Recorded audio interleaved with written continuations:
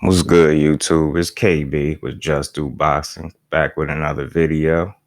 Today we got a possible showdown between AB Adrien the Problem Broner versus Conor the Destroyer Benn. AB coming into the fight with 34 wins, 4 losses, 1 draw, 24 wins by knockout. Conor Benn 20-0, 13 wins by knockout. AB coming into that fight 32 years old, 5'6", 69.5-inch reach.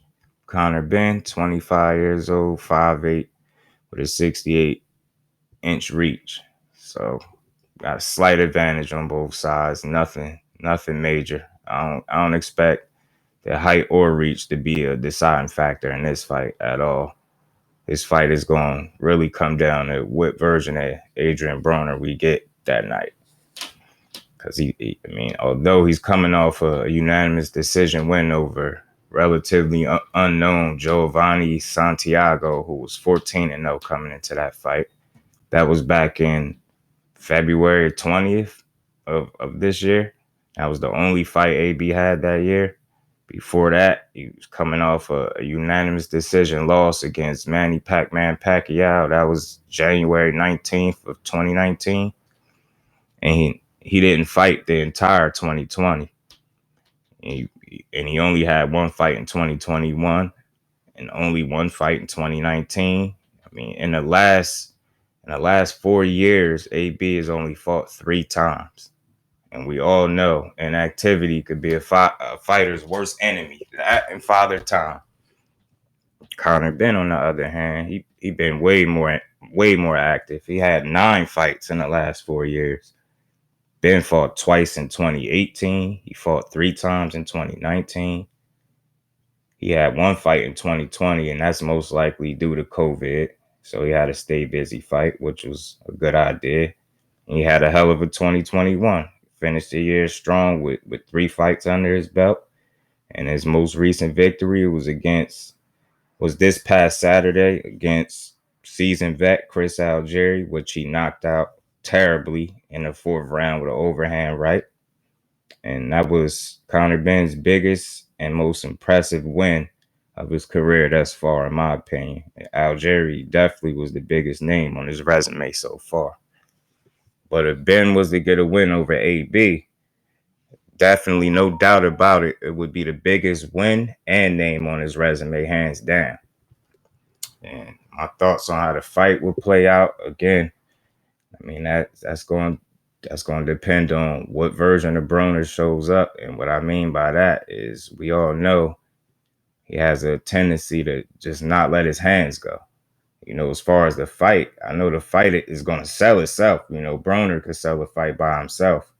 I seen in an interview somewhere where Conor Benn said AB don't want to trash talk him. And I think that's interesting, because we all know I ain't seen an opponent yet where AB was scared to trash talk. So it's going to be interesting to see how that part of the fight plays out. But as far as the actual fight, I think it's a tough fight for AB. It's a tough fight. It's an uphill battle, and not because of skill. Definitely not because of skill. It's because of inactivity. Not even the 7-year age gap. That's not even going to be as much of a factor as his inactivity is. His inactivity combined with a low punch output, recipe for disaster, especially against a fighter like Conor Benn, is so aggressive, and he seems to be in great shape. So I see it being a tough night for AB if he don't let his hands go. For some reason, he just seemed reluctant and hesitant to let his hands go, which in my opinion is the biggest reason why he lost any of his fights. It's never skill. In any of Broner's 4 losses, you only seen him lose a fight because he's either inactive, so he gets outworked with his low punch output, or get out hustled, but it's never been an issue with skill or heart, because he got plenty of both. Like I said, he has to up his punch output. Either that or Conor Benn is going to be coming to the final bell.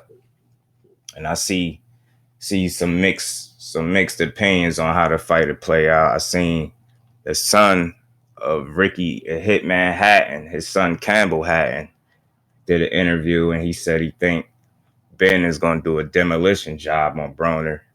I seen a couple other interviews where I seen somebody say they think Broner going, Conor Benn is going to be the first fighter to stop AB. And I kind of disagree there. I mean, I know he don't like to let his hands go a lot, but it's one thing AB is he's pretty defensively responsible, and he do a good job behind that high guard. I mean, sometimes he give up some body shots, but he do a pretty good job at protecting his chin, and not to mention he got a hell of a chin as well. So I see it being a tough fight for AB, especially if he don't up his punch output. But I don't see him getting knocked out. I see this fight going the distance. I don't see AB getting knocked out. I mean, it's gonna be, like I said, it's gonna be a tough fight. Conor Benn definitely is coming to fight. He's hungry, so he gonna have to do. Broner's gonna have to do more than what he did against Giovanni Santiago. That's for sure. He's definitely. I mean, it was good to see him back in the win column, but he's gonna have to do more than that against Conor Benn if he expect to win. And that's just my thoughts on that fight. So until then, I'm on to the next one. Y'all get in the comment section, like, comment, subscribe. Don't forget to subscribe. Let me know what y'all think. Let me know who y'all think gonna win this fight. Is it gonna be Adrien the problem Broner? Is he gonna finally let his hands go? Because we all know when he letting his hands go, not only is he exciting and entertaining, but he's very tough to beat when he's letting his hands go. Or is it gonna be Conor the Destroyer Benn? And y'all let me know if y'all think Conor Benn gonna be the first fighter to stop AB or not. Also, as always, y'all get in the comment section and let me know if I gave AB and Conor Benn their just due, because that's what we do over here at Just Do Boxing. And I'm on to the next one. Peace.